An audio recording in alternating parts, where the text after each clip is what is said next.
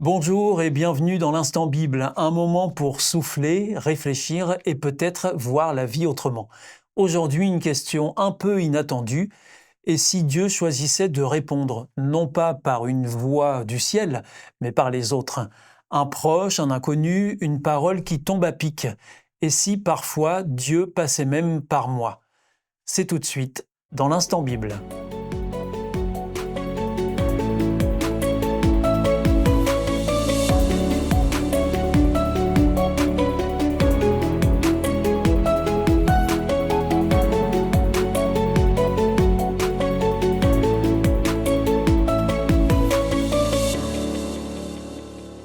Pour en discuter, j'ai le grand plaisir de recevoir nos deux invités qui sont les pasteurs Jétro Camille, bonjour. Bonjour Stéphane et Pascal, bonjour tout le monde. Et bonjour Pascal Rodet. Bonjour Stéphane, bonjour à tous. Merci d'être une nouvelle fois avec nous autour de cette table de l'Instant Bible. Alors donc, si Dieu parlait à travers les autres, première question, est-ce que vous avez déjà entendu quelqu'un dire « J'attends une réponse de Dieu » Pasteur Jétro Camille. Souvent.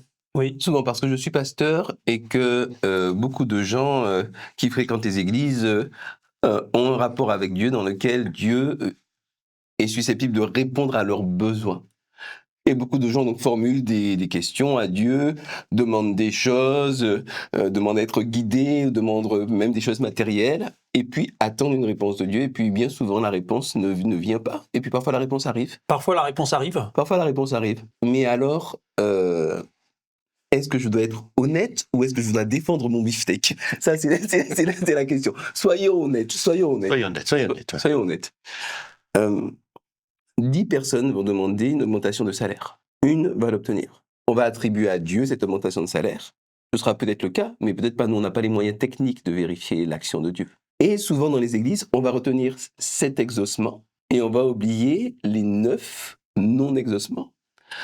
Et on peut considérer que ça n'est pas exaucé, ou bien on peut considérer que Dieu a répondu non, ou bien que la question n'est pas pertinente à poser à Dieu.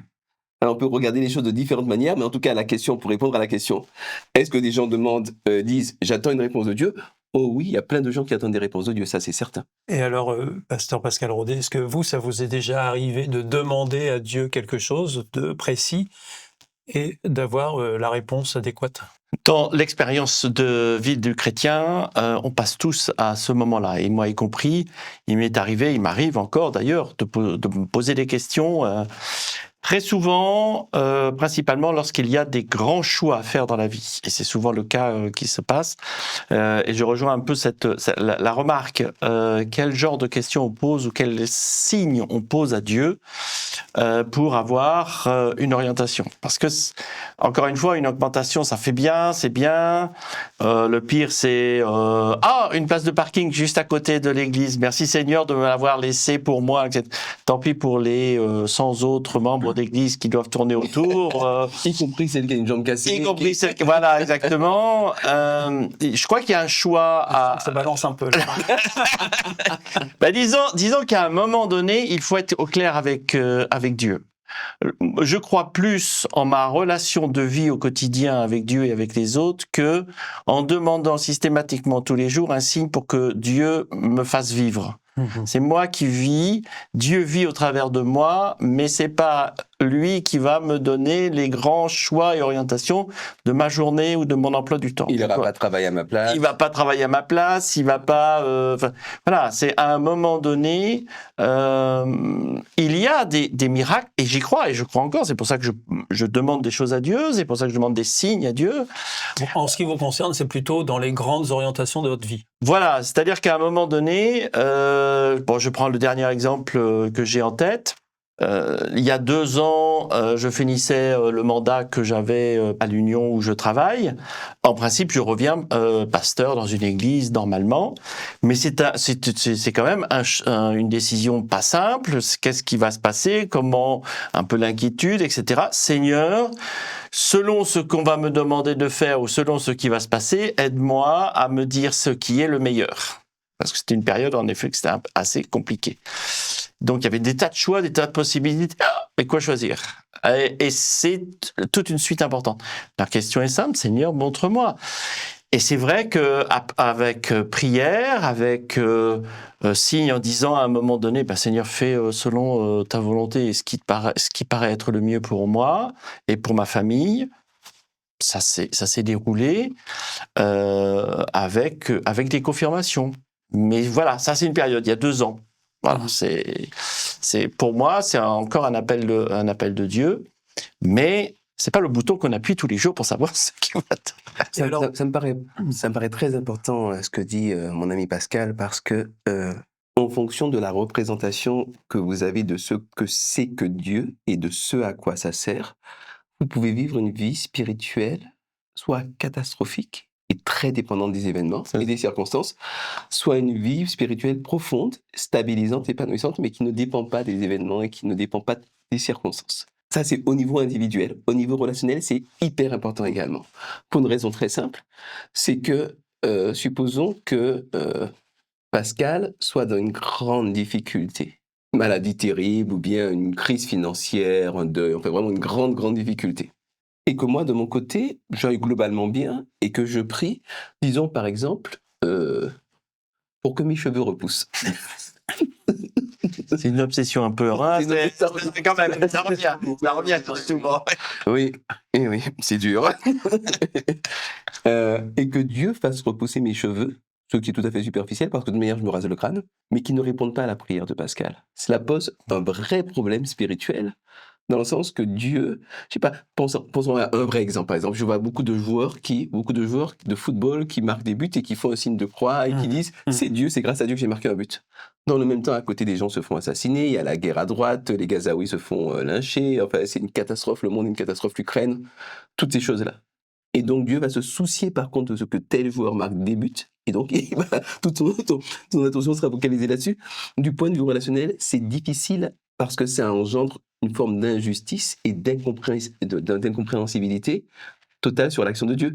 Pourquoi est-ce que Dieu se soucierait qu'un tel marque un but dans tel finale et que de l'autre côté, les enfants meurent sous les bombes? Donc, la vision globale que l'on va développer de Dieu et de la relation à Dieu est fondamentale et ça mérite vraiment d'être pensé tranquillement, sereinement, en voyant bien ce qui se passe dans la Bible. Parce que dans la Bible, il y a des gens qui obtiennent des réponses à des prières et puis des gens qui n'en obtiennent pas. Alors justement, je voulais en venir à ce sujet-là. Est-ce que vous pouvez nous citer des exemples dans la Bible où des gens obtiennent des réponses à des prières? J'aimerais commencer par des gens qui obtiennent une réponse à une non-prière. Ils ne demandent pas, mais ils obtiennent une réponse. Ils ne demandent pas explicitement, mais ils obtiennent une réponse. C'est les compagnons de Daniel. Daniel, alors ce sont des gens qui sont déportés. Pour ceux qui ne connaissent pas, bien sûr, tout le monde ne connaît pas la Bible. Ce sont des jeunes gens qui sont déportés dans un royaume, Babylone. Et dans ce royaume, il y a un roi qui décide à un moment d'être divinisé et qui décide que tout le monde doit l'adorer sous peine d'être jeté dans une fournaise ardente, dans un feu. Et puis, on menace Daniel et ses compagnons, et puis ils répondent « Notre Dieu peut nous protéger, mais même s'il ne le fait pas, on ne va pas s'agenouiller devant ta statue, parce qu'on est fidèle à Dieu, quoi qu'il arrive, quoi qu'il fasse. » Et donc, ils sont jetés dans la fournaise ardente, mais ils ne brûlent pas. Donc, il y a un miracle qui se passe. Donc, Dieu peut faire des choses, alors même qu'on n'a pas demandé explicitement, il n'attend pas forcément qu'on soit explicite pour mettre des choses en place. Est-ce qu'on a des exemples dans la Bible où des gens demandent des choses à Dieu et ils obtiennent une réponse? Et ils obtiennent. Mais oui, par exemple, David demande à être pardonné de ses péchés parce qu'il a fait assassiner son plus vaillant général pour piquer sa femme. Et Dieu non seulement le pardonne, mais Dieu lui inspire un très très beau psaume de repentance, qui est le psaume 51, qui est très beau, très profond. Et David est appelé dans la Bible un homme selon le cœur de Dieu, alors que ça a été un guerrier, une brute. Il y a une histoire où il y a un gars à qui il demande l'hospitalité, il s'appelle Nabal, qui lui refuse l'hospitalité, il est prêt à descendre et à tuer tout le monde, à massacrer tout le monde. David, c'est un fou, c'est un barbare. Mais c'est un barbare qui, quelque part, est sans cesse dans la quête de s'améliorer, de se rapprocher de son Dieu, ce qui fait que Dieu apprécie ces démarches-là et le bénit et l'aide à grandir et à dépasser sa folie pour devenir une forme de sage spirituel. Alors donc nous sommes dans l'instant Bible, on se pose quelques questions autour des réponses de Dieu quant à nos prières. On se retrouve juste après. Et dans cette deuxième partie de l'instant Bible, eh bien, nous allons nous poser la question de savoir si Dieu peut aussi répondre à travers nous-mêmes, à travers les autres. Pasteur Pascal Rodet, ça peut arriver, ça, que la réponse de Dieu vienne de quelqu'un d'autre ? Ah oui, bien sûr, il y a oralement, plusieurs... par les actes? Les deux. Les deux sont nécessaires, les deux sont visibles d'ailleurs dans la Bible. Ô combien il y a des personnes qui sont des personnages de paix, des personnages d'action, mais dans une action dans la paix. Je vais reprendre un simple exemple pour parler tout à l'heure des miracles et des signes. Il y en a un qui a eu un super signe, il n'y a que lui qui l'a eu tel que ça, dans la Bible d'ailleurs. Et ça fait partie des signes où on aimerait bien en avoir, c'est Saül, c'est-à-dire Paul. D'accord. Saül qui est pharisien, donc vraiment foi, un ultra, quelqu'un qui la règle, la loi avant tout, etc. Et à tel point qu'il veut poursuivre tous les chrétiens qui existent après la mort de Jésus, parce que ce sont des païens, ce sont des gens qui croient pas en la vraie foi juive, etc. Et il est sur le chemin de Damas, et puis le miracle, le signe de Dieu où, d'un seul coup, un immense éclair le fait tomber de cheval et il voit Jésus. Il n'y a que lui qui le voit d'ailleurs, ses compagnons ne voient pas Jésus. Ils discutent, il devient d'ailleurs aveugle à force de voir la lumière, et là, mince, il se repent. On peut pas faire plus important comme signe de Dieu pour cela. Et donc il devient chrétien. Seulement, personne ne veut l'accepter au milieu des chrétiens. On n'accepte pas quelqu'un qui a voulu tuer tous les chrétiens sous prétexte qu'il a eu un signe, sous prétexte qu'il a dit qu'il a vu quelque chose, qu'il a vu Jésus. Bon, voilà, quoi, il y a des limites. Il y a une petite méfiance. Un petit peu quand même, hein, voilà. Tu m'étonnes. Et il y a un homme qui l'accompagne, Barnabas, qui le prend avec lui, qui croit, alors qu'il n'a pas eu de signe de Dieu ou quoi que ce soit, mais il voit cette relation, il est dans cette prière de paix, il l'accompagne et il le présente lui-même aux chrétiens en disant « Cet homme a changé, cet homme est devenu quelqu'un de bien, c'est un homme maintenant qui parle au nom de Dieu et de Jésus-Christ. » Et ça a apaisé tout le monde. C'est un homme, Barnabas, qui a simplement exprimé cela, qui a eu une parole de paix, qui était quelqu'un qui accompagne et qui a simplement aussi donné signe de la volonté de Jésus de rendre ce Paul apôtre. Donc, Jétro Camille, Dieu peut donc se servir des autres pour nous donner une réponse. Est-ce qu'il peut se servir aussi de nous, du coup, pour trouver notre propre réponse? C'est une question qui me semble tout à fait fondamentale, Stéphane. Pour une raison simple, c'est qu'une certaine forme de religion, je vais très très vite et je synthétise à mort. Mais une certaine forme de religion fonctionne par délégation. C'est-à-dire qu'on demande à Dieu de faire tout ce qu'on ne peut pas faire ou de faire tout ce qu'on n'a pas envie de faire. Par exemple, nous autres chrétiens, on prie souvent pour que Dieu donne à manger à ceux qui n'ont pas à manger. Pourtant, Dieu dans la Bible, au travers de la parole de Jésus, nous dit « c'est à vous d'aller donner à manger à ceux qui n'ont pas à manger ». On peut le faire directement en amenant à manger à des gens, on peut le faire en déléguant non pas à Dieu, mais à des agences comme ADRA. ADRA, c'est l'agence de secours adventiste qui aide énormément de gens à subvenir à leurs besoins immédiats, mais aussi à développer avec des infrastructures pérennes qui vont durer dans le temps. Donc, au lieu de demander à Dieu, Dieu donne à manger à ceux qui n'ont pas, et au lieu de m'accrocher aux quelques miracles qui ont lieu, où des gens ont vu un chariot de course qui leur a apporté un petit peu magiquement, ça arrive. Je ne dis pas qu'il n'y a pas de miracle, ça arrive. C'est pas la norme. Hein. Tous les gens qui ont faim n'ont pas de nourriture qui leur a apporté magiquement. Ça, c'est à nous de le faire. Et basiquement, ce que Dieu souhaite, quand on lit bien la Bible, c'est que nous soyons ses mains, que nous soyons sa voix, que nous soyons des agents de paix et de soulagement pour les gens qui sont autour de nous. C'est comme ça que Dieu veut parler essentiellement. Il parle par d'autres moyens aussi, c'est pas les seuls moyens. Mais le moyen le plus tangible, ben voilà, c'est ce qu'on peut s'apporter les uns aux autres.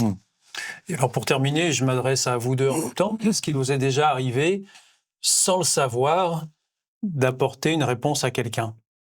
Vous-même étiez la réponse sans que vous le sachiez. Est-ce que ça vous est déjà arrivé, ce genre de situation? Plusieurs. Et le problème, c'est qu'on l'apprend quelques années après. J'ai rencontré il y a bon, ça fait maintenant quelques années, mais une personne qui est venue me dire comme cela, elle était partie un peu loin de sa foi, etc. Et il me dit, Pascal, c'est à cause de toi que j'ai gardé la foi. Je dis, ok, qu'est-ce que j'ai fait? Grâce à toi. Ou grâce à toi, c'est peut-être mieux en effet, grâce à moi, c'est bien aussi ça. Mais c'est peut-être le côté gras qui me... Donc c'est grâce à toi que je suis resté attaché à Dieu et que maintenant je reviens. Je me dis, mais à quel moment, qu'est-ce que j'ai fait? Écoute, c'est quand on était dans une rencontre de jeunesse, tu as été là, on a discuté, et ça, je ne m'en souviens pas vraiment. Je me souviens de cette personne, je sais qu'on a parlé, mais...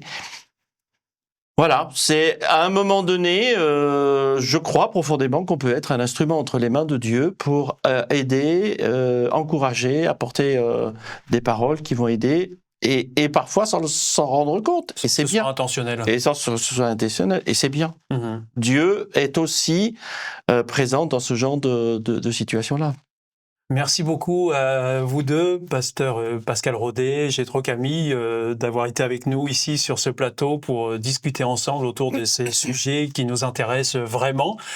Et vous qui nous suivez, peut-être que vous attendez aussi une réponse dans votre vie, mais peut-être aussi que quelqu'un autour de vous attend une réponse et que cette réponse, c'est peut-être vous. Si ce thème vous interpelle, si vous avez envie d'aller plus loin, de découvrir ce que dit vraiment la Bible, eh bien, on vous propose de vous l'offrir. Oui, une Bible gratuitement pour vous, si vous en faites la demande aux coordonnées qui suivront dans un instant. À très bientôt pour un prochain Instant Bible. Messieurs, merci. Au revoir. Merci. Au revoir.